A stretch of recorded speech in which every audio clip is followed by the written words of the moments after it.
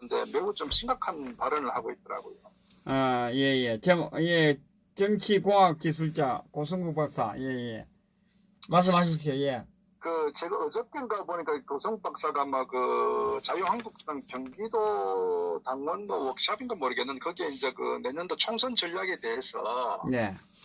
본인이 이제 몇 가지 주장을 하는데 제가 깜짝 놀랐어요. 그 얘기를 듣고. 왜냐면 이제 고성국 박사 최소한도 그 사람 보이는 행태가 두 가지입니다. 하나는 무조건 황교안 지지예요. 아마 자기가 동문인지 어떤 특수한 관계인지 모르겠지만은 제가 봤을 때는 무조건 황교안 지지죠. 언제부턴가 황교안 지지로 돌아선 걸 제가 좀 목격을 했었고, 두 번째로는 네. 그럼에도 불구하고 또 한편으로는 그래도 좀 이렇게 많은 애국 국민들이 지지를 보낸 것 중에 하나가 이 탄핵 문제에 대해서 그래도 비교적 반대 입장, 탄핵의 부당성에 대해서 입장 갖고 있었기 때문에 저도 나름대로 좀 비판을 하지만은 한편으로는 이제 그런 부분은 그래도 좀 균형이 잡힌 시각이다 해서 인식하고 있었는데, 그러니까 또 많은 애국 국민들 TV 유튜브를 또 구독하고 지지했지 않겠습니까? 예, 시청도 많이 하고 했지, 예. 그랬을 거예요. 상대적으로. 자, 근데 이제 내년도 총선 전략에 있어서 무슨 얘기냐. 소위 대한애국당에 대해서 무시 전략으로 이 사람이 정책 방향을 조언을 하는 것 같더라고요. 왜? 결국은 이제 이 사람 메시지, 핵심은 그거예요. 일단은 내년 총선에 다수 의석을 차지해야 된다. 그러려면은, 탄핵은 일단 뽑고 가자. 이 얘기예요. 그리고, 그러다 보니까, 그리고 이 대한애국당 개혁개국 국민들과는 굳이 별로 신경 안 써도 된다. 아주 마이너하다. 소위 어떤 표가 얼마 되지 않기 때문에 무시해도 된다. 이거예요. 예, 예. 그리고, 탄핵은 일단 총선에서 다수 의석을 확보한 다음에 그때, 시시비비 가려도 늦지 않다. 이 얘기예요, 지금. 저는 이 사람 보면서 제가 매우 잘못된 인식 갖고 있다는 게 그냥 정책 박사 아닙니까? 네. 자, 정치라는 거는 저는 그렇게 생각합니다. 정치를 한대요. 제가 참고로 말씀드릴게요. 하버드 대학교 마이클 샌더라는 교수가 지은 이 정의란 무엇인가라는 책이 있어요. 유명한 아주 베스트셀러입니다. 아마 국내 많은 정착학생 법대생들이나 아마 이 책을 보시는 분들은 기본적으로 다 보셨을 거예요. 이 마이클 샌더 교수였던 철학자이면서도 이 정의란 무엇인가를 배우고 그거를 아마 일본 개요대학 같은 경우도 사실은 정치학과 법학과에 학생들 들어오면 그걸 이제 교재로 씁니다. 예. 그러면 그걸 왜 쓰느냐 하는 거는요. 우리가 개인이 모여서 사회를 구성하고 국가와 조직이 이제에서 더불어 살아가지 않습니까? 거기에는 가장 중요한 본인의 어떤 인간의 어떤 양심과 정의란 게 매우 중요하다. 바탕에 두고 있다고요. 예. 그래서 정의라는 부분을 우리가 기본 철학적으로 인식을 해야 되고 그 바탕하에서 결국은 정치와 법이 이렇게 지어지는 거라고요. 예. 그거는 그러니까 정치와 법이란 것도 기본적 인간의 어떤 내면의 어떤 양심, 도덕, 정의 이 부분이 무시되면요, 그거는 이 정치가 추구하고자 하는 부분과 전혀 이룰 수가 없다고요. 그래서 정의는 매우 중요하기 때문에 사실 교재를 학생들 아주 필수 교재로 이렇게 강의를 하는 것 같더라고요. 예. 자, 그럼 이 양반이 정책을 공부했다 그러면은 사실은 탄핵이라는 부분에 대해서 본인이 주장하는 대로 부당하다. 이렇게 주장을 하고 있어요. 그러면 우리가 정치하는 목적이 뭡니까? 결국 법치를 발휘해서 더더구나 대한민국 같은 경우는 이 민주주의, 자유민주주의와 법치는 이 사회를 구성하는 아주 양대 축이거든요. 예. 그런데 탄핵은 어떻게 이루어져서 본인도 잘못되고 있잖아요. 태블릿이 잘못됐고 촛불의 어떤 선동이었고 언론의 왜곡된 선동으로 인해서 탄핵이 이루어져 본인도 그렇게 주장하고 이렇게 해왔단 말이에요. 그런데 불법 잘못된 탄핵을 덮고 일단은 총선에 먼저 가자. 이거 자체가 제가 볼 때는 이 고성국 박사는 정치를 전부 잘못 배웠다, 학문적으로. 저는 그렇게 주장하고 싶은 거예요. 그러니까 기본을 우리가 항상 잊지 말아야 되거든. 정치하는 목적이 뭐냐. 그런데 본인 입으로 본인이 잘못됐다고 주장해놓고 이거 듣고 가자 자체가 굉장히 논리의 모순이다. 저는 그걸 이제 하나 지적하기 때문에 저는 이 사람이 어떤 정치 공학 기술자다, 전략가라면 저는 그렇게 보지 않을 것 같아요. 기술자다 이렇게 제가 인식되는 거예요. 그 다음에 또 두 번째, 선거 전략적 측면에서 매우 이 사람은 잘못 판단하고 있다는 게 무슨 얘기냐. 자, 좌파들이 내년 총선 전략에서 탄핵 프레임으로 반드시 갖고 나오니까 이거를 어쨌거나 탄핵이란 전혀 잊어버리라. 아예 그쪽에 탄핵 나오면 우리는 그냥 한쪽 양쪽 귀를 막아버리고 그냥 우리 길 가자, 이 논리를 하는데, 그거는 왜 그러냐. 황교안 씨가 결국은 그 박근혜 대통령 정부 시절에 어떤 그 2인자였기 때문에 탄핵으로 자유로울 수 없기 때문에 그 탄핵에 대해서 이제 자꾸 이 어떤 발언을 하게 되면은 그들의 어떤 프레임에 말려 들어가기 때문에 무시 전략으로 가자, 이런 그 주장을 하더라고요. 자, 그러면서 결국 이제 대한민국당이라는 존재는 어쨌건 탄핵으로부터 비롯된 그 정당이고 뭐 이제 그렇지 않습니까? 예. 그러니까 대한민국당도 무시하자는 얘기거든요. 얼마 되지도 않으니까 이런 논리인데, 저는 이 사람이 선거 전략적으로 무슨 또 문제가 있냐. 자, 그 두 가지 관점입니다. 하나는 만약에 연동형 비례제가 이 좌파들이 현재 가는 것처럼 만약 확정된다 했을 때 자유한국당은 어떤 경우도 100석을 넘지 못한다고요. 115석. 그러니까 이게 무슨 55% 받았을 때 115석이라 그랬어요. 예. 그러니까 이게 그 지구당 소위 비례대표제 못 받고 지구당을 받는다고 했을 때 자신들이 또 호남이나 그 등등 다 어차피 저거는 못 받으니까 예.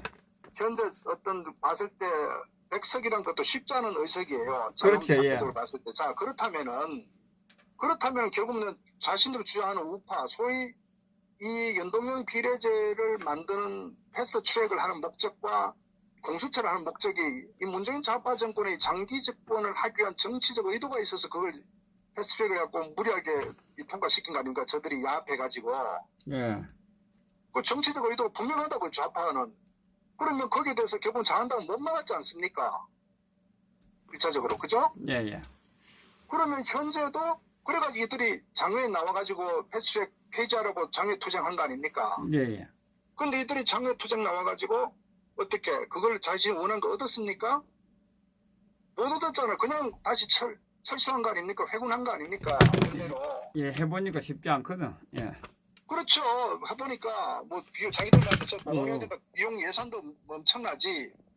그리고 저 사람들이 이제 뭐 어떤 선거 공학적으로 뭐 접근하니까 그 나오기도 귀찮죠. 뭐 더운데.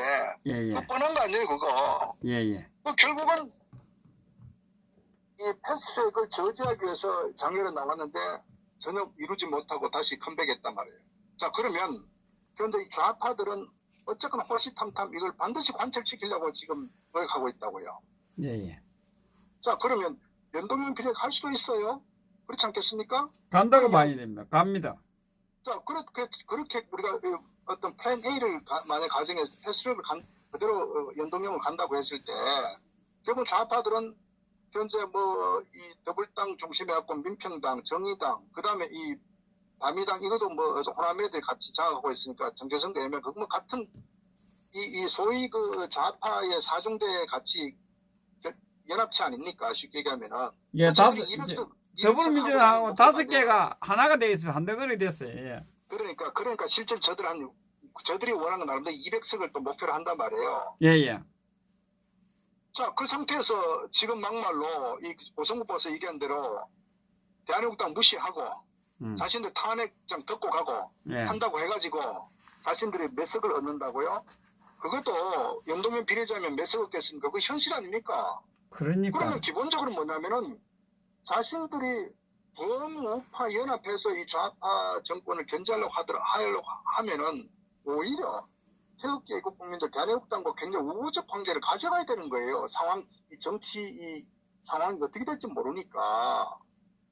그런데 어떤 대한민국의 어떤 그 주장하는 어떤 이 자유한국당과 어떤 그 뭐 연합 내지는 어떤 그 협력 관계에서 저 탄핵 실적 문제 뭐 어제까지 이 부분에 대해서 그 간단한 정치적 결단인데 그거는 전혀 도외시하고 자기들이 정치공학적으로 그렇게 한단 말이에요. 그러니까 저는 말씀드렸다시피 연동형 비례제가 시행되면 자한당 폭망하게 돼 있는 거예요.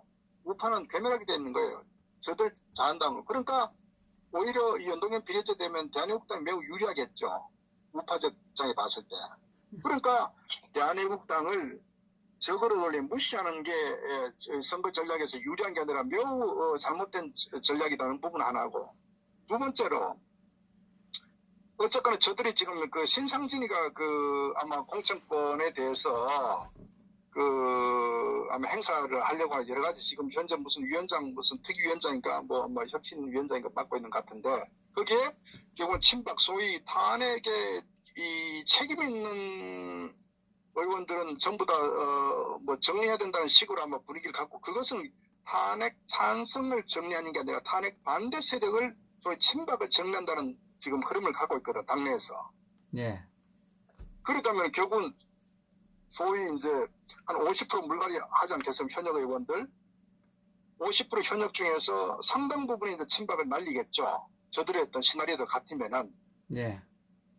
그래서 탄핵으로부터 자유로워지려고 한다, 이런 논리거든요.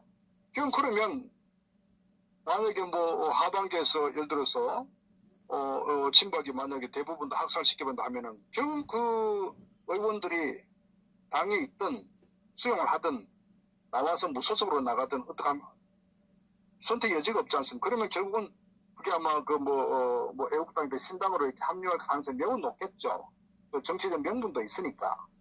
결국 그것은 자한당 스스로가 자기들 발목을 족쇄를 채우는 이런 상황이 되기 때문에 고성국 박사가 주장하는 소위 탄핵을 묻고 가고 대한민국당은 규모가 적기 때문에 무시해도 된다는 무시 전략으로 가자는, 이것은 매우 저는 잘못된 전략만 아니라 정치 도의에도 어긋나고 법치에도 어긋나는, 저는 또 본인이 지금 주장했던 것하고 매우 모순적인, 그렇게 해놓고 이제 뭐 탄핵에 대해서 얘기한다는 자체는 거짓이다, 이렇게밖에 규정할 수 없는 거예요. 그래서 저는 고성국 박사가 주장했던 부분에 대해서는 전략적이지도 않고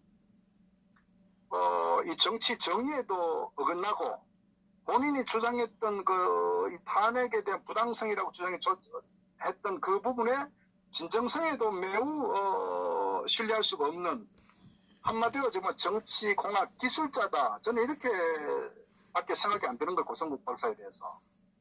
그래서 제가 봤을 때는 최소한도 그 정치 평론을 하고 나름대로 정치학을 했다면 가장 중요한 게요, 비록 좀 늦게 가더라도 이 정의와 법치와 진실에 기반한 어떤 정치를 하도록 주장해야 된다고요. 그리고 보십시오, 명목적 황교안 지지는 매우 위험한, 그 사람은 종교 교주가 아니란 말이에요. 황교안 씨가 잘못한 의심스러운 행동 매우 많습니다. 특히 최근에 어떤 태블릿 PC에 대해서 본인이 정말 그 매우 위험한 발언, 특히 정치인의 지도자의 발언은 평생 따라갑니다. 거기에 대해서 정말 자기 돌이킬 수 없는 그런 발언을 해버렸다고. 지난번 태블릿 PC가 조작이 아니다. 그러니까 재판의 1심, 변희재 1심이 재판장을 우리가 존중해야 된다. 옛날 탄핵 존중도 마찬가지예요. 헌법재판 마찬가지로. 그래서 이 사람은 정치적 어떤 그 상황 판단력도 매우 떨어지고 정무적인 감각도 매우 떨어진 사람이 황교안 씨예요. 그러면 본인이 주장했던 거하고 지금 황교안 씨의 어떤 그 스탠스는 매우 지금 엇박자를 보이고 있으면 강력한 비판을 해야 되거든요. 그런데 이상하게 황교안 씨는 명목적으로 지지한다. 무조건 황교안은 뭐 해야 돼. 그러니까 제가 봤을 때 이 사람의 정체성과 논리가 너무나 저는 이중적이다. 그래서 정치를 야바위로 하는 사람 같다. 저는 이렇게밖에 볼 수 없는 거예요. 저는 비단 그런 측면에서 이 고성국 박사뿐만 아니라 뭐 정규재 씨도 마찬가지고 아마 조갑재 씨도 마찬가지고 그런 연장선상에서 보는 거예요.